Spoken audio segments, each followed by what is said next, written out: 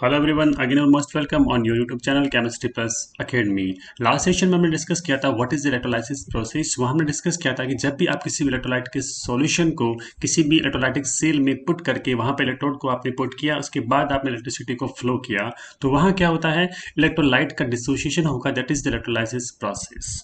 अब देखिए, उसके बाद हमने बहुत सारे एग्जाम्पल डिस्कस किए थे, जैसे कि मॉल्टन NaCl का इलेक्ट्रोलाइसिस को डिस्कस किया था। इसके बाद हमने डिस्कस किया था कि what is the electrolysis process of the aqueous NaCl। इसके बाद में हमने कॉपर सल्फेट सॉल्यूशन को यूज करके वहां पर कॉपर इलेक्ट्रोड को यूज किया था और वहां पर भी इलेक्ट्रोलाइटिस प्रोसेस को हमने डिस्कस किया था। और आपको पता है the apparatus used for the electrolysis process is called as electrolytic cell, जो हमने डिस्कस किया था लास्ट क्लास में। उसके बाद में हमने फैराडे लॉ को डिस्कस किया था। फैराडे लॉ क्या बताते हैं कि what is the quantitative aspect of the electrolysis, कि कितना इलेक्ट्रोलाइसिस के अंदर हुआ है उसके बारे में डिस्कस किया जाता है फैराडे लॉ से। तो हमने वहां पर फैराडे के दो लॉ डिस्कस किए थे, Faraday first law and Faraday second law. तो आज हम डिस्कस करने जा रहे हैं, that is the topic is electrolytic conductance. देखिए, it's a very very important topic and very very conceptual topic, और बहुत ही इजी टॉपिक है। जनरली आप इसको फिजिक्स में डिस्कस करते हैं, आज हम इसके केमिस्ट्री के अंदर एस्पेक्ट को देख के इसको हम डिस्कस करने वाले हैं। देखिएगा, सबसे पहले हम बात करते हैं कि what is the electrolytic conductance. We know that electrolytes क्या होते हैं कि ऐसे सब्सटेंस जिसके अंदर मॉल्टन स्टेट या फिर इसमें एक्वस सॉल्यूशन में इलेक्ट्रिसिटी का कंडक्शन होता है, दैट इज द इलेक्ट्रोलाइट। और जब मान लीजिएगा आपने इलेक्ट्रोलाइट के सॉल्यूशन में इलेक्ट्रिसिटी का कंडक्शन किया है, that is the electrolytic conductance. Generally क्या होता है, मेटल को यूज करते हैं अपन। तो आपको पता है मेटल्स के अंदर क्या होते हैं, फ्री इलेक्ट्रॉन होते हैं, और फ्री इलेक्ट्रॉन से क्या होता है, इसमें इलेक्ट्रिसिटी का कंडक्शन होता है।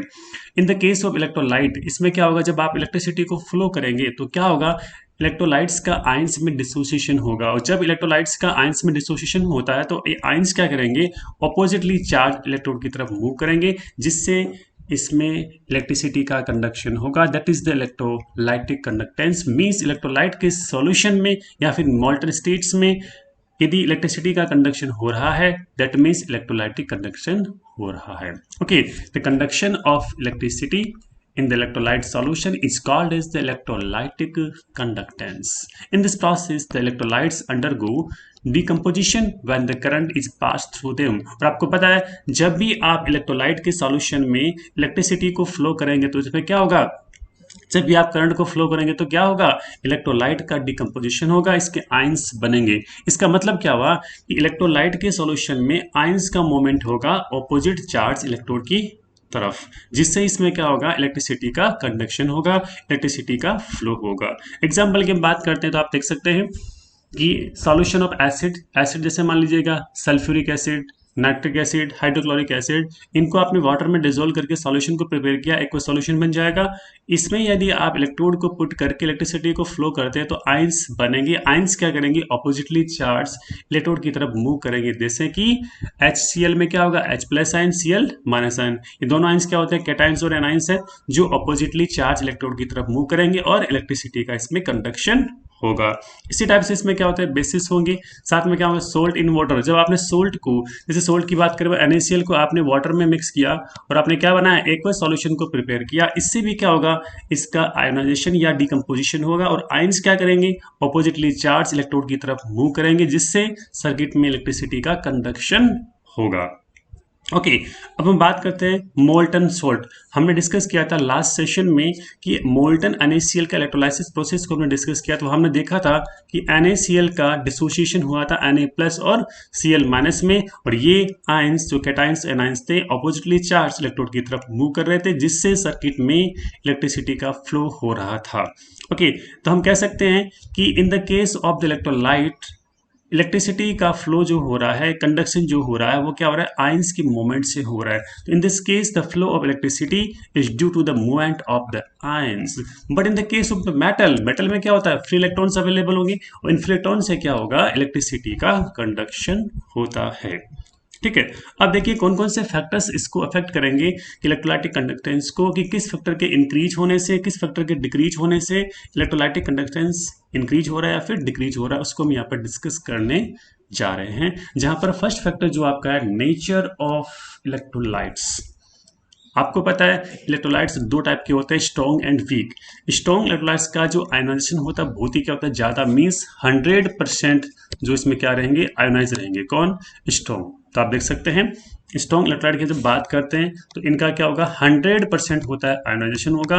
इसका मतलब कंप्लीटली यहाँ पर आयंस में इसका डिसोसिएशन हो जाता है, और जहाँ जितने ज़्यादा आयंस बनेंगी वहाँ इलेक्ट्रिक कंडक्टेंस या इलेक्ट्रोलाइटिक कंडक्टेंस उतना ही क्या होगा, ज़्यादा होगा। But in the case of the weak electrolytes, weak में क्या होगा, 100% आयोनाइजेशन नहीं हो सकता है। आप देख सकते हैं कि 70%, 80%, 60%, 50% ये इसमें आयोनाइजेशन होगा। इसका मतलब क्या हुआ कि आयंस का नंबर्स क्या होगा, कम होगा, जिससे कि इलेक्ट्रोलाइटिक कंडक्टेंस का वैल्यू भी क्या होगा, कम होगा।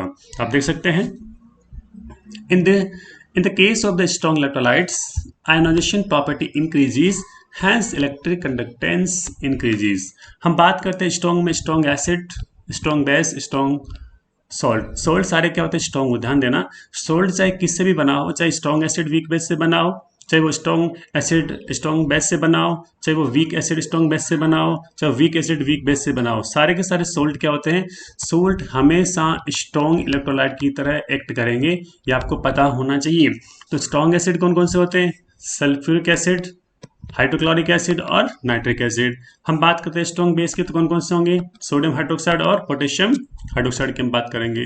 इसी टाइप से सॉल्ट होंगे NaCl, KCl, Na2SO4 और KNO3, सारे के सारे सॉल्ट वो क्या होते हैं, स्ट्रॉन्ग इलेक्ट्रोलाइट्स होते हैं, जिसका कंप्लीटली आयोनाइजेशन होगा, इसलिए यहाँ पर ज़्यादा से ज़्यादा इलेक्ट्रोलाइटिक कंडक्टेंस होता है। अब बात करते हैं इन the case of the weak electrolytes. देखिए वीक में क्या होता है, आयोनाइजेशन प्रॉपर्टीज की क्या होता है, डिक्रीज होती है। इसका मतलब क्या हुआ कि यहाँ पर इलेक्ट्रिक कंडक्टेंस भी क्या हो जाएगी, डिक्रीज हो जाएगी। In the case of weak acid, weak का मीन्स क्या हुआ, जहाँ पर इसका आयोनाइजेशन कम होगा। हम बात करते हैं carbonic acid, this is the H2CO3 carbonic acid. C3COH का मतलब क्या होता है, एसिटिक एसिड जो होता है। ये सारे के सारे क्या होते हैं, वीक एसिड होते हैं। ध्यान दीजिएगा, जनरली हम 3 एसिड्स को ही क्या मानते हैं, स्ट्रॉन्ग मानते हैं। कौन कौन से जो आपके एग्जांपल में यहाँ पर पुट किए हुए हैं, हाइड्रोक्लोरिक एसिड, सल्फ्यूरिक एसिड और नाइट्रिक एसिड की बात करते हैं। अब बात करते हैं वीक बेस के बारे में। तो वीक बेस कौन कौन से होते हैं, जनरली NaOH और KOH को मानते हैं अपन, स्ट्रॉन्ग बेस मानते हैं। इसके अलावा जो भी आपके बेसिस यहाँ पर OH माइनस आयन है, सारे के सारे क्या होते हैं, वीक बेसिस की कैटेगरी में इंक्लूड किए जाते हैं। ठीक है, एग्जाम्पल देखें यहाँ पर, अमोनियम हाइड्रोक्साइड, कैल्शियम हाइड्रोक्साइड और एल्यूमिनियम हाइड्रोक्साइड, ये सारे के सारे क्या होते हैं, वीक बेसिस की कैटेगरी में इंक्लूड किए जाते हैं। जहां पर आयंस क्या बनेंगे, कम बनेंगे। जब आयंस कम बनेंगे तो क्या होगा, मोमेंट भी कम होगा। जब मोमेंट कम होगा तो इसमें हम कह सकते हैं कि यहाँ पर इलेक्ट्रिसिटी का कंडक्टेंस भी क्या होगा, कम होगा। तो इस टाइप से हम डिस्कस करते हैं नेचर ऑफ इलेक्ट्रोलाइट फैक्टर को, जो कि इलेक्ट्रोलाइट कंडक्टेंस को इफेक्ट करेगा। इसके बाद हम बात करते हैं नंबर 2 फैक्टर आपका है size of ion produced and their solution. अब देखिएगा, सॉल्यूशन का मीन्स क्या होता है, जब भी किसी आयंस है वो सोलवेंट मॉलिक्यूल के साथ अटैच हो रहा है, ऐड हो रहा है, तो उसको हम कहेंगे सॉल्वेशन। मीन्स जैसे मान लीजिएगा ये कैटाइन है, यहाँ हमने वाटर का लिया है, सॉल्वेंट को यूज किया वाटर को, तो यहाँ पे इसका वाटर का नेगेटिव पार्ट और पॉजिटिव पार्ट आपको पता होगा। वाटर में H प्लस OH माइनस होगा तो नेगेटिव पॉजिटिव पार्ट होते हैं ना। तो आप देख सकते हैं इसका नेगेटिव पार्ट इसके चारों तरफ आएगा, चारों तरफ आगे इसको अट्रैक्ट करेगा, इसी को हम कहेंगे सॉल्वेशन कहेंगे। मतलब क्या होता है कि addition of ions with the solvent molecule, this is a solvation, या कॉम्बिनेशन हो रहा है आयन का सॉल्वेंट मॉलिक्यूल के साथ। अब देखिएगा, जितना ज़्यादा आयन का साइज लार्ज होगा, जैसे मान लीजिए जो आयन है कैटायन है, इसका साइज जितना ज़्यादा लार्ज होगा, जितना बड़ा साइज इसका होगा, उतना ही क्या होगा, इसका सॉल्वेशन प्रोसेस क्या होगा, ज़्यादा होगा। जितना सॉल्वेशन ज़्यादा होगा, इसका मतलब क्या होगा, ये वाला आयन इस सॉल्वेंट मॉलिक्यूल के साथ कंबाइंड हो चुका है। इसका मतलब इसका मोमेंट क्या हो जाएगा, डिक्रीज होगा। जब इसका मोमेंट डिक्रीज होगा, इसका मतलब इलेक्ट्रोलाइटिक कंडक्टेंस का वैल्यू भी क्या हो जाएगा, इसके अंदर डिक्रीज होगा। क्योंकि जैसे ही आप देख सकते हैं किसी भी कैटाइन या फिर एनाइन है, वो किसी सॉल्वेंट मॉलिक्यूल के साथ अटैच हो जाता है, तो अब वो मूव नहीं करेगा, वो स्टेबल हो जाएगा। जब आयन का मूवमेंट ही नहीं होगा तो कंडक्टेंस कहाँ से होगा, इसका मतलब आयन का साइज इंक्रीज होने पर सॉल्यूशन ज़्यादा होगा। जब सॉल्यूशन जब इंक्रीज होता है तो आयन्स का मोमेंट क्या होगा, डिक्रीज होगा। जब आयन का मोमेंट डिक्रीज होता है तो इलेक्ट्रिक कंडक्टेंस भी क्या होगा, डिक्रीज होगा। इस टाइप से हम इसको डिस्कस कर सकते हैं। ओके, अब देखिए इसका जो थर्ड फैक्टर है that is the nature of solvent. यहाँ देखिएगा, आपको पता है 2 टाइप के सॉल्वेंट होते हैं, एक तो सॉल्वेंट होता है पोलर, एक कौन सा होता है, नॉन पोलर। और आपको पता है जितने भी इलेक्ट्रोलाइट को हम डिस्कस करते हैं, जैसे कि एसिड है, बेसिस साथ में क्या होता है, सॉल्ट होते हैं, सारे क्या होते हैं, पोलर होते हैं।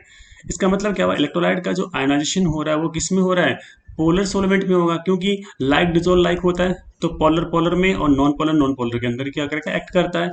इलेक्ट्रोलाइट्स में चार्ज होता है, प्लस भी होता है, माइनस भी होता है, कैटायन भी होता है, एनायन भी होता है। इसका मतलब इनका यदि आपको आयनाइजेशन करना है तो आपको पोलर सॉल्वेंट यूज करना पड़ेगा। इसका मतलब क्या हुआ, जितनी ज़्यादा सोलवेंट की पोलैरिटीज होगी उतना ही इलेक्ट्रोलाइट का आयनाइजेशन भी क्या होगा, ज़्यादा होगा। और जितना इलेक्ट्रोलाइट्स का आयनाइजेशन ज़्यादा होगा, नंबर ऑफ आयंस क्या होंगे, इंक्रीज होंगे। और जब नंबर ऑफ आयन इंक्रीज होंगे तो आप देख सकते हैं इलेक्ट्रिक कंडक्टेंस भी क्या होगा, इंक्रीज होगा। तो देखिएगा, electrolytes ionize in the polar solvents as polarity of solvent increases, ionization of electrolytes increases, hence electric conductance is also increases. ये होता है आपका nature of solvent. Okay, now next factor, fourth factor is the concentration of electrolyte. अब देखिए, इसको आप थोड़ा ढंग से समझिएगा। कंसंट्रेशन का मीन्स क्या होता है कि आपने कितना इसका मोल्स में अमाउंट लिया इलेक्ट्रोलाइट्स का, मीन्स मोल पर लीटर। 1 लीटर सॉल्यूशन में कितना अमाउंट मोल में है इलेक्ट्रोलाइट का, that is the concentration of electrolyte. अब देखिए, जैसे आप इलेक्ट्रोलाइट की कंसंट्रेशन को इंक्रीज करेंगे तो इसकी कंडक्टेंस क्या होती है, डिक्रीज होती है। इसको हम डिस्कस कैसे करेंगे, थोड़ा इसको समझिएगा। कि जैसे मान लीजिए आपने एट द हायर कंसंट्रेशन लिया, कंसंट्रेशन हाई से क्या होगा कि इसमें पर यूनिट वॉल्यूम के अंदर इलेक्ट्रोलाइट के जो आयंस हैं वो क्या रहेंगे, ज़्यादा होंगे। आप देखना, सपोज ये यहाँ पर कंटेनर है, इसमें क्या है, आपने इलेक्ट्रोलाइट के सॉल्यूशन को यूज किया है। ओके, यहाँ पर वाटर, यहाँ पर क्या है, सॉल्वेंट की तरह है। और हमने इलेक्ट्रोलाइट लिया, सपोज NaCl ले सकते हैं, या फिर हम किसी भी एसिड का सॉल्यूशन ले सकते हैं, बेस ले सकते हैं, कुछ भी ले सकते हैं, कोई भी इलेक्ट्रोलाइट या सोल्ट भी हम यूज कर सकते हैं यहाँ पर। अब आपने क्या किया, यहाँ पर कंसंट्रेशन ज़्यादा की। आप देख सकते हैं जब कंसंट्रेशन ज़्यादा करेंगे तो क्या होगा, जो इसमें आयंस बनेंगे, आयंस क्या रहेंगे, क्लोज रहेंगे। और जब आयंस क्लोज रहेंगे तो क्या होगा, इसमें इंटर आयनिक अट्रैक्शन ज़्यादा होगा। आपको पता है किसी भी इलेक्ट्रोलाइट में दोनों टाइप के आयंस होते हैं, पॉजिटिव भी होगा, नेगेटिव भी होगा, मीन्स कैटायंस एंड एनायन दोनों टाइप के आयंस इसमें अवेलेबल होते हैं। इसका मतलब क्या हुआ, जब दोनों टाइप के आयंस अवेलेबल होंगे और जितनी इसकी ज़्यादा कंसंट्रेशन को इंक्रीज कर रहे हैं कि आयन के बीच डिस्टेंस क्या हो जाएगी, कम हो जाएगी। और जब आयंस के बीच डिस्टेंस कम होती है तो आप देख सकते हैं इनमें इंटर आयनिक अट्रैक्शन भी क्या होगा, ज़्यादा होगा। इसका मतलब क्या हुआ, जब इंटर आयनिक अट्रैक्शन, यहाँ पर इनमें अट्रैक्शन बढ़ रहा है तो इसका मतलब इनका मोमेंट क्या हो जाएगा, डिक्रीज होगा। और जब आयन का मोमेंट डिक्रीज हो रहा है इसका मतलब क्या हुआ, कंडक्टेंस भी क्या होगा, डिक्रीज होगा। But in the case of the lower concentration, यहाँ पे कंसंट्रेशन कम है तो आप देख सकते हैं पार्टिकल क्या है, डिस्टेंस ज़्यादा है, मतलब यहाँ पर दूर दूर तक पार्टिकल अवेलेबल है। इसका मतलब यहाँ पर अब इंटरेक्शन क्या होगा, कम होगा, अट्रैक्शन कम होगा। जब अट्रैक्शन कम होता है इसका मतलब इनका मोमेंट क्या होगा, ज़्यादा होगा। और जब आयन का ज़्यादा मोमेंट होता है इसका मतलब कंडक्टेंस भी क्या होगा, इंक्रीज होगा। तो आप देख सकते हैं at the higher concentration inter ionic attraction increases, then moment of ion decreases, hence conductance decreases. Okay, at the lower concentration interionic attraction decreases, then moment of ion increases, hence conductance increases. Okay, तो आप देख सकते हैं higher concentration का और lower concentration का क्या effect होता है। नेक्स्ट जो आपका फैक्टर है दैट इज द टेम्परेचर की बात करते हैं हम। आपको पता है जब भी आप टेम्परेचर इंक्रीज करते हैं किसी भी सॉल्यूशन का, इलेक्ट्रोलाइट के सॉल्यूशन का या फिर आपके एसिड बेस कोई भी सोल्ट ले सकते हैं हम, आपने टेम्परेचर इंक्रीज किया तो क्या होगा, इनका आयोनाइजेशन इंक्रीज होगा। इसका मतलब क्या हुआ कि यहाँ पर आपने टेम्परेचर इंक्रीज किया, जो प्लस माइनस आयन पास पास थे इनमें क्या होगा, डिस्टेंस बढ़ेगी। डिस्टेंस बढ़ने का मतलब क्या हुआ, यहाँ पर आयन आपको सेपरेट हो जाएगा। इसका मतलब क्या हुआ कि यहाँ पर आयोनाइजेशन जो प्रॉपर्टी हो रही है वो इंक्रीज हो रही है। और जब आयोनाइजेशन प्रॉपर्टी इंक्रीज होगी इसका मतलब क्या हुआ, कंडक्टेंस इसमें क्या होगा, इंक्रीज होगा। तो आप देख सकते हैं as increase in temperature ionization increases, hence conductance is also increases. Okay, तो ये आपके थे फैक्टर्स जो हमने डिस्कस किए थे, डिफरेंट डिफरेंट टाइप के फैक्टर। आई थिंक आपको इजीली ये समझ में आ गए होंगे। अब हम बात करते हैं नेक्स्ट टॉपिक आपका इलेक्ट्रिकल रेजिस्टेंस एंड कंडक्टेंस। या फिजिक्स में आप डिस्कस करते हैं कि what is the resistance, what is the conductance के बारे में आप डिस्कस करते हैं। तो पहले हम बात करते हैं कि ओम्स लॉ। तो आपको पता है ओम्स लॉ क्या होता है, एक इक्वेशन होती है V is equal to IR की, जहाँ पे V यहाँ पर क्या वोल्टेज है और I यहाँ पर क्या दे सकते हैं हम, करंट दे सकते हैं, और R यहाँ पर होता है रेजिस्टेंस, जिसको हम हिंदी में बोलते हैं प्रतिरोध की बात करते हैं।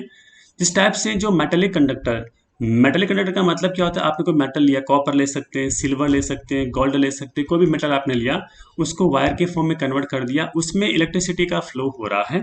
वहां पे ओम्स के लॉ से होता है। और आपको पता है मेटालिक कंडक्टर में क्या होता है, फ्री इलेक्ट्रॉन्स अवेलेबल होते हैं, और फ्री इलेक्ट्रॉन से इसमें क्या होता है, करंट का फ्लो होता है। किसके अंदर, मेटालिक कंडक्टर में क्या होते हैं, वहां पर फ्री इलेक्ट्रॉन्स अवेलेबल होते हैं।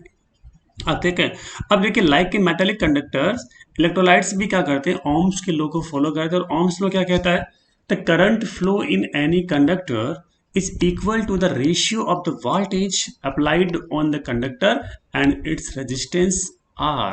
इसका मतलब क्या हुआ, जो करंट फ्लो हो रहा है किसी भी कंडक्टर में, वो इस पर आपने कितना वोल्टेज अप्लाई किया और साथ में इसका रेजिस्टेंस कितना है कंडक्टर का, उसके रेशियो के इक्वल होगा। तो हम कह सकते हैं I is equal to V upon R. तो इस फॉर्मूले को R के फॉर्म में कैलकुलेट कीजिएगा तो R इज इक्वल टू हम कह सकते हैं V अपॉन I।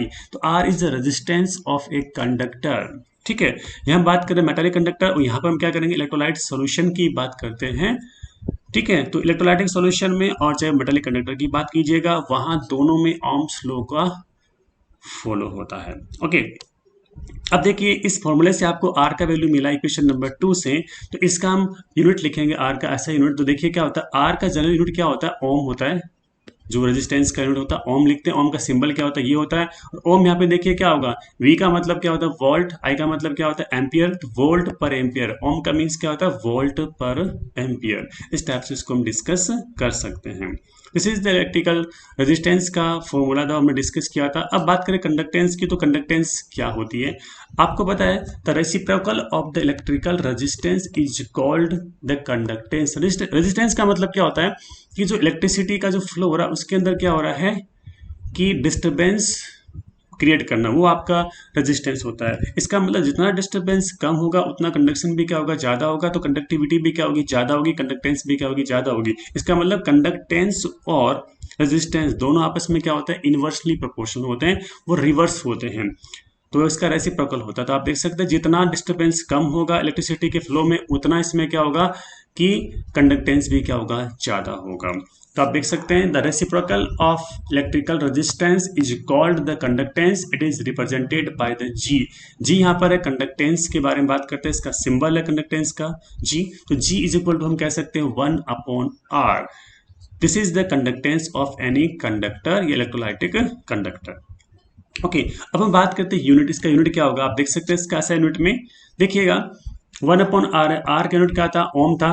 इसका मतलब क्या होगा कि यहाँ पर हम देख सकते हैं ओम इनवर्स, क्योंकि जब आप यहाँ पर लिखेंगे G इज इक्वल टू, आप देखिए G इज इक्वल टू आप लिखेंगे 1 अपॉन आर, तो आप लिखेंगे 1 अपॉन ओम। तो ओम ऊपर जाएगा तो क्या बनेगा, ओम इनवर्स। तो इसका यूनिट होगा वो हो गया ओम इनवर्स हो जाएगा।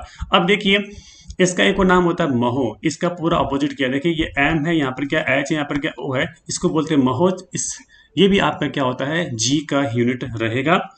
जी यहाँ पर है, कंडक्टेंस की हम बात करते हैं। ओम इनवर्स को हम कहेंगे सीमेंस कहेंगे, और एक सीमेंस इज इक्वल टू होता है 1 ओम इनवर्स के। मीन सीमेंस और ओम इनवर्स दोनों क्या होते हैं, इक्वल इक्वल होता है, दोनों सेम थिंग होती है। इस टाइप से हम इसको डिस्कस करेंगे। अब देखिएगा हमने भी डिस्कस किया है रेजिस्टेंस को, साथ में कंडक्टेंस को डिस्कस किया है, दोनों वेरी वेरी सिंपल थिंग्स है। रेजिस्टेंस क्या होता है जो आपने डिस्कस किया था, इसका यूनिट था ओम था, जो वोल्ट पर एम्पेयर में आपने इसको डिस्कस किया था। Okay, now we will discuss about the specific conductivity. ये देखिएगा हम बात करते हैं रेजिस्टेंस की, तो रेजिस्टेंस क्या होता है किसी भी कंडक्टर का, वो क्या होगा उसकी लेंथ के क्या होगा, डायरेक्टली प्रोपोर्शनल होगा, और इसके जो क्रॉस सेक्शन एरिया के क्या होता है, इनवर्सली प्रोपोर्शनल होता है। कौन, रेजिस्टेंस। अब देखिएगा यदि मेटालिक कंडक्टर की बात करें तो वहां पर लेंथ होगी किसकी, इस मेटालिक वायर की, कोई भी कंडक्टर की होगी। यहाँ हम बात करते हैं इलेक्ट्रोलाइटिक कंडक्शन की बात करें तो आपको पता है यहाँ पर एल का मीन्स क्या होगा, जो आपने इलेक्ट्रोलाइटिक सेल में इलेक्ट्रोड लिए हैं उस इलेक्ट्रोड के बीच का डिस्टेंस होगा, वो इसमें क्या होगा, एल होगा। इसका मतलब क्या होगा कि इन दोनों के बीच डिस्टेंस कितना, एनोड के बीच कैथोड के बीच डिस्टेंस कितना, वो यहाँ पर क्या होगा, एल होगा। और इस इलेक्ट्रोड का क्रॉस सेक्शन एरिया जो वो ए है वो कितना होता है, ये यहाँ पर हो जाएगा ए हो जाएगा इन the case of electrolytic conductance. But in the case of metallic conductor जहाँ पर वायर हम यूज करते हैं तो वहाँ वायर की लेंथ जो होती है वो होती है एल, और वायर का जो क्रॉस सेक्शन एरिया वो यहाँ पर क्या हो जाएगा, ए हो जाएगा।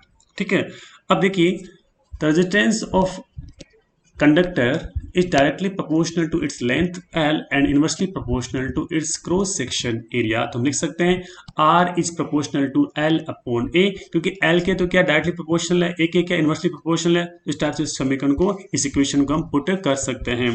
तो क्या होगा, R इज इक्वल टू हो जाएगा रो L अपॉन A। तो प्रोपोर्शनल जो सिंबल को हमने क्या यहाँ से हटाया है, रिमूव किया, तो यहाँ पर एक कांस्टेंट पुट करेंगे। उस कांस्टेंट का सिंबल क्या हो जाएगा, रो इज द प्रोपोर्शनलिटी कांस्टेंट, और इसको हम कहेंगे स्पेसिफिक रेजिस्टेंस या फिर रेजिस्टिविटी की हम बात करते हैं। ठीक है, पहले क्या था, रेजिस्टेंस था R, अब यहाँ पर रो क्या, स्पेसिफिक रेजिस्टेंस या फिर रेजिस्टिविटी हम डिस्कस करेंगे। वहां पर जो R का रेसिप्रोकल वो था कंडक्टेंस था, और अब यहाँ पर क्या होगा, रो का क्या होगा, रेसिप्रोकल हम लेंगे, और रो का रेसिप्रोकल यहाँ पर क्या हो जाएगा, स्पेसिफिक कंडक्टिविटी या फिर स्पेसिफिक कंडक्टेंस। इसको हम डिस्कस करेंगे नेक्स्ट जो इसमें स्लाइड्स के अंदर। ओके, अब देखिएगा यहाँ हम देख सकते हैं R is equal to R R rho L upon A. यदि आपने क्या किया, L इज इक्वल टू किया 1 centimetre, A is equal to किया 1 सेंटीमीटर स्क्वायर, क्योंकि A क्या है, क्रॉस सेक्शन एरिया है, तो स्क्वायर में रहेगा। L यहाँ पर क्या है, लेंथ है, जो 1 सेंटीमीटर हमने यूज किया है। तो यदि आपने दोनों का वैल्यू 1 1 पुट किया, तो आप देख सकते हैं इक्वेशन नंबर 4 से R इज इक्वल टू क्या बन जाएगा, आपका रो बन जाएगा। इसका मतलब क्या हुआ, स्पेसिफिक रेजिस्टेंस या फिर रेजिस्टिविटी है वो रेजिस्टेंस के इक्वल हो रहा है। कब हो रहा है, जब आपने लेंथ इसके लिए 1 सेंटीमीटर और क्रॉस सेक्शन एरिया आपने क्या लिया, 1 सेंटीमीटर स्क्वायर लिया है। तो इसकी एक नई डेफिनेशन दे सकते हैं रेजिस्टिविटी की या फिर स्पेसिफिक रेजिस्टेंस की। Resistivity is defined as the resistance of a conductor whose length is 1 centimeter and the area of cross section is the 1 centimeter square। इसका मतलब क्या हुआ, जब आपने cross section area 1 centimetre square लिया है और इसकी लेंथ लिए 1 सेंटीमीटर लिए, इसका मतलब ये है कि आपने जो इलेक्ट्रोलाइटिक सेल लिया था उस सेल में इलेक्ट्रोड के बीच का डिस्टेंस कितना है, वो आपका 1 सेंटीमीटर है, और इसका क्रॉस सेक्शन एरिया आपने क्या लिया, आपने 1 सेंटीमीटर स्क्वायर यूज किया है। तो ये आपका इस टाइप के जो कंडक्टर का रेजिस्टेंस होगा वो क्या होगा, रेजिस्टिविटी के इक्वल हो जाता है। अब आप कह सकते हैं यदि आपने लेंथ लिया 1 सेंटीमीटर, क्रॉस सेक्शन एरिया लिया 1 सेंटीमीटर स्क्वायर, तो इसका वॉल्यूम कितना हो जाएगा, इसका वॉल्यूम हो जाएगा 1 सेंटीमीटर क्यूब या फिर 1 मीटर क्यूब इसका वॉल्यूम हो सकता है। तो we can also say that resistivity is the resistance of 1 centimetre cube और 1 metre cube of the conductor. कि जब आपने कंडक्टर का 1 सेंटीमीटर क्यूब वॉल्यूम लिया या फिर 1 मीटर क्यूब वॉल्यूम लिया, उस समय उसका जो रेजिस्टेंस है उसी को हम क्या कहेंगे, रेजिस्टिविटी कहेंगे। ओके, अब हम बात करते हैं यूनिट ऑफ रो। ओके, रो की हम बात करते हैं। देखिएगा अभी हमने फॉर्मूला डिस्कस किया था कि R is equal to rho L upon A. इस फॉर्मूले से क्या, रो इज इक्वल टू हम लिख सकते हैं आर ए अपॉन एल। तो आर का मतलब समझते हैं आप, रेजिस्टेंस है। ओके, दिस इज द ओम, इसका तो हो जाएगा ओम। इसके बारे में बात करें, ए क्या होता है, सेंटीमीटर स्क्वायर या फिर मीटर स्क्वायर हो सकता है, और एल क्या होता है, मीटर हो जाएगा। तो इससे एक मीटर कट जाएगा, तो क्या हो जाएगा, ओम इंटू मीटर या फिर हो जाएगा ओम इंटू सेंटीमीटर। ऐसा यूनिट ऑफ द रो यहाँ पर क्या, स्पेसिफिक रेजिस्टेंस या फिर रेजिस्टिविटी की हम बात करते हैं। तो आप देख सकते हैं ओम इंटू मीटर, ये आपका ओम का सिंबल इंटू मीटर। इसके बाद ओम इंटू सेंटीमीटर भी हम शो कर सकते हैं, या फिर इसमें ओम इंटू सेंटीमीटर इस टाइप से भी लिख सकते हैं। तो 1 ओम इंटू मीटर का मीन्स क्या हो जाएगा, 100 ओम इंटू सेंटीमीटर। कि ओम दोनों इक्वल है, तो 1 मीटर इज इक्वल टू क्या होता है, 100 सेंटीमीटर होता है। तो हम लिख सकते हैं 1 ohm metre is equal to 100 ohm centimetre. ठीक है, अब ये तो हुआ आपका यूनिट ऑफ रो। अब देखिएगा जब हमने डिस्कस किया था जी क्या था, जी इज इक्वल टू था हमारे यहाँ पर 1 upon R, means reciprocal of resistance is equal to G. यहाँ पर हम बात करते हैं कंडक्टेंस की, हम बात कर रहे हैं। यहाँ पर क्या बात कर रहे हैं, स्पेसिफिक कंडक्टिविटी जो हमने किया था, कापा लिया था। तो कापा इसका सिंबल होता है स्पेसिफिक रेजिस्टिविटी, आप देख सकते हैं कापा है।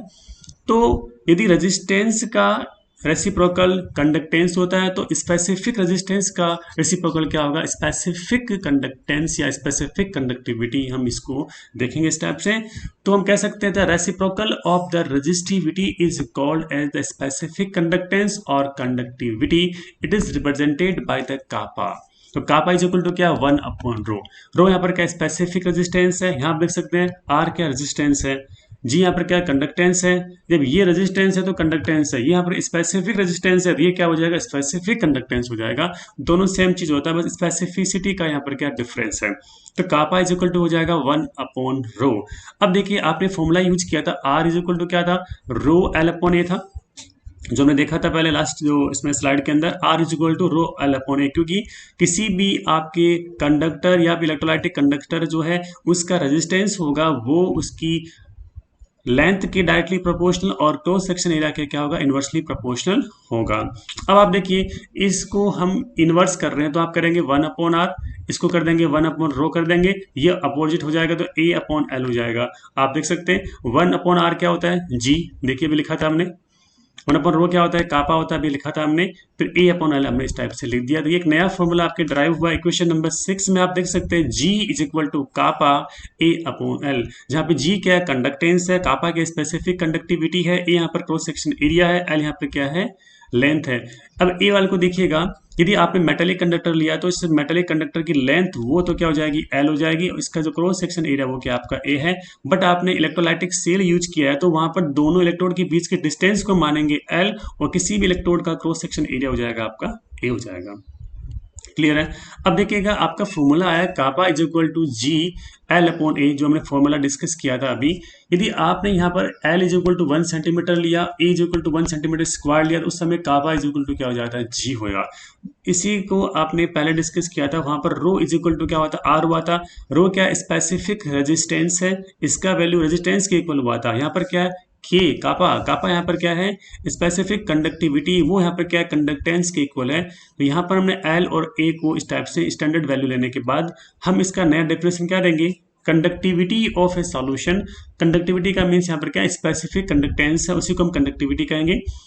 Conductivity of a solution may be defined as the conductance of a solution of 1 centimeter length and 1 centimeter square cross section area। जब आपके लेंथ 1 सेंटीमीटर है, cross section area 1 centimetre square है, इस कंडीशन में जो कंडक्टेंस होगी किसी भी सॉल्यूशन की, किसी भी कंडक्टर की, वो स्पेसिफिक कंडक्टेंस या कंडक्टिविटी के क्या हो जाएगी, इक्वल हो जाएगा। ध्यान दीजिएगा, स्पेसिफिक कंडक्टेंस, इसी को हम कहेंगे कंडक्टिविटी को कहेंगे इस टाइप से, ठीक है ना, ये आप ध्यान दीजिएगा। ओके, इसी का टाइप से इसको और एक डेफिनेशन दे सकते हैं, conductivity of a conductance of 1 centimetre cube और 1 metre cube of a solution of electrolyte, या फिर कंडक्टर की बात करते हैं। जो आपने इसका वॉल्यूम यूज कर लिया 1 सेंटीमीटर क्यूब या फिर 1 मीटर क्यूब, उस कंडीशन में जो इसका कंडक्टेंस है वही कंडक्टिविटी के इक्वल है, क्योंकि यहाँ पर स्टैंडर्ड कंडीशन की बात करें, जब आपने एल को 1 सेंटीमीटर ले लिया और ए को आपने क्या लिया, 1 सेंटीमीटर स्क्वायर लिया है, पुट किया है, स्टैंडर्ड वैल्यू हमने पुट किया है। ओके, अब देखिएगा, अभी आपका फॉर्मूला जो हमने डराइव किया था वो था kappa is equal to G L upon A, आप समझ रहे हैं। अब देख, किसी भी सेल के लिए, इलेक्ट्रोलाइटिक सेल की बात करते हैं, किसी भी मेटल कंडक्टर की बात करते हैं, एल अपॉन ए का वैल्यू क्या रहेगा, फिक्स रहेगा। आपने एक बार सपोज इलेक्ट्रोलाइटिक सेल लिया इस टाइप से, आप देख सकते हैं इलेक्ट्रोड आपने पुट किया, यहाँ पे सॉल्यूशन है, तो इनके बीच डिस्टेंस एल वो हमने फिक्स कर लिया, और इसका जो क्रॉस सेक्शन एरिया वो भी यहाँ पर क्या है, फिक्स है, आप देख सकते हैं इसका। तो इसमें हमने क्या किया है, ये जो वैल्यू एक बार आपने पुट कर दी, एक बार आपने फिक्स कर दी, ये वैल्यू कभी चेंज नहीं होगी। इसका मतलब किसी भी सेल के लिए, इलेक्ट्रोलाइटिक सेल के लिए एल अपॉन ए का वैल्यू क्या होगा, कांस्टेंट होगा। इस कांस्टेंट को हम नाम देंगे जी स्टार। जी स्टार यहाँ पर क्या है, सेल कांस्टेंट। ओके, तो आप देख सकते हैं L upon A is equal to G star is a cell constant. तो हम लिख सकते हैं kappa is equal to G star, यहाँ पर कापा है स्पेसिफिक कंडक्टेंस या फिर कंडक्टिविटी, जी यहाँ पर हम देख सकते हैं कंडक्टेंस है, जी स्टार यहाँ पर सेल कांस्टेंट है। इसका मतलब क्या हुआ, conductivity is equal to conductance into cell constant. अब आप देखिए इस फॉर्मूले से जी स्टार का वैल्यू कैसे कैलकुलेट करेंगे, G star is equal to kappa upon G, और आपको पता है ये फॉर्मूला किसके इक्वल हो जाएगा, कापा इंटू आर, क्योंकि देखिएगा आपको पता है कि G इज इक्वल टू क्या होता है, 1 अपॉन आर होता है, आप देख सकते हैं। इसका मतलब R इज इक्वल टू क्या होगा, 1 अपॉन जी हो जाएगा, आप देख सकते हैं। तो आप देख सकते हैं यहाँ पर ये कापा अपॉन जी है, तो इसको 1 अपॉन जी देखा, तो 1 अपॉन जी क्या R है, तो G star is equal to kappa upon R, ये हम देख सकते हैं। अब देखिए यूनिट ऑफ कापा, कापा की यूनिट क्या वो हम डिस्कस करने जा रहे हैं। तो कापा इज इक्वल टू क्या था, 1 अपॉन रो था। इट मीन्स क्या था कि रेसिप्रोकल ऑफ स्पेसिफिक रेजिस्टेंस या फिर reciprocal of resistivity is equal to the kappa. Kappa means specific resistance या फिर कंडक्टिविटी की बात करते हैं। तो आप देख सकते हैं यहाँ पर हमने रो का यूनिट लिया था पहले, लास्ट स्लाइड में देखा होगा ओम इंटू मीटर यूज किया था, तो ये 1 ओम इंटू मीटर हो जाएगा। ये अपर पार्ट में जाएगा तो क्या होगा, ओम इनवर्स मीटर इनवर्स, इसी को हम ओम इनवर्स मीटर इनवर्स, या फिर ओम इनवर्स का मतलब क्या होता है, सीमेंस होता है, तो आप लिख सकते हैं सीमेंस मीटर इनवर्स।